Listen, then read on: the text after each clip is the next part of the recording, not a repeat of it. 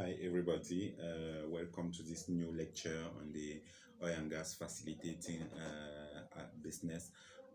We said since the beginning of the training that the aim is to prepare you to become a good oil and gas facilitator, so that you will be able to close your deals, make a bundle from this many money making and very lucrative business. Okay, by this step, I'm sure that you are well equipped. You have all the required tools to get into the arena and start fighting with the dinosaur. You are ready because we provided you all that you need. We have told you what are the players, what are the documents, how to deal, how to read a contract, how to draft a contract, how to conduct a TTM meeting.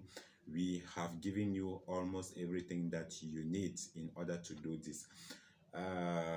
We will continue giving you some tricks of the game, because although you are talented, although you have the knowledge, although you were trained, you need some experience, some advice from people who have experience, people who have been in the game for a while and they have closed deals and they are the one making the game every day. So you've got to learn from them so that you will not be making the same mistakes that they have done in their early beginning. Okay, as I was saying, at time you may have, once you have arranged everything with the seller, you have decided on the procedure, you have decided on the sell and purchase agreement, which is actually the contract. Okay, with the seller, you have his procedure.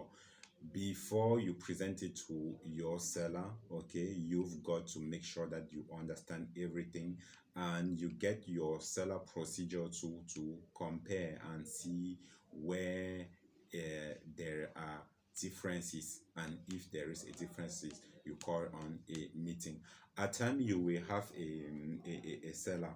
A seller will require an ICPO. If you remember ICPO, the incorporate purchase offer, which is the letter that comes from the from the buyer to say, after he has received the FCO from the seller, okay, to say, okay, this is exactly what you are offering, what we want, and the specifications you have given are what we want. Okay, at time, in if this is the case, request your buyer to issue an ICPO after receiving an FCO, which is the full corporate offer. If you remember, the full corporate offer is the letter that the seller will send to the buyer to present or to show the product, the goods that he is selling, the crude, the required crude, with the specifications, the gravity and everything, that uh, it matches what the seller is requesting. Okay, then the ICPO incorporates the buyer's procedure mutually accepted by both parties. Please review the explanation we have given on the ICPO and the FCO. Okay, honesty and transparency. As I said, in this business, in this game, you have to be honest, transparent, and you have to be to show more serious and respect. Okay, you have to respect yourself. You have to embody the values of honesty, transparency, and integrity. Do not promise what you cannot deliver. Always convey a message from the seller to the buyer with the exact words. Do not change anything. If you do, it will come back to haunt you.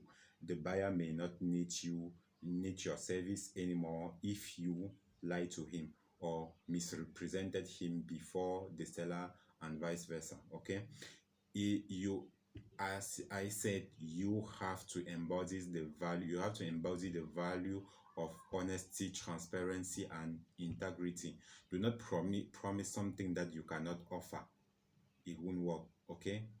You become a liar. Do not promise something that you cannot offer. Always convey the message the way you receive, either from the buyer or from the seller. Do not change anything. If not, it will come back to haunt you, because people will think that you are responsible for this. Meanwhile, you are just transferring an information from one person to another person, or to another end, okay?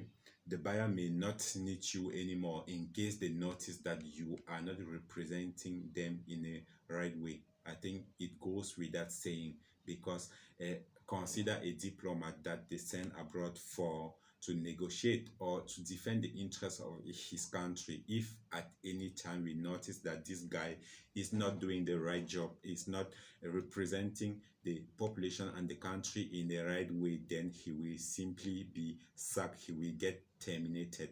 So make sure you are honest, transparent, so that you will never be terminated, you will never be sacked by your seller or your buyer, okay? uh, Before I get to this other section, I would like you to keep in your mind, please, to keep in your mind that honesty, transparency is of a vital importance. It is one of the key elements. I mean, among this, your personal skills that you've got to develop, honesty and transparency, okay? If there are questions, feel free to ask, or in you can ask your question or in the comment section, okay? Thank you.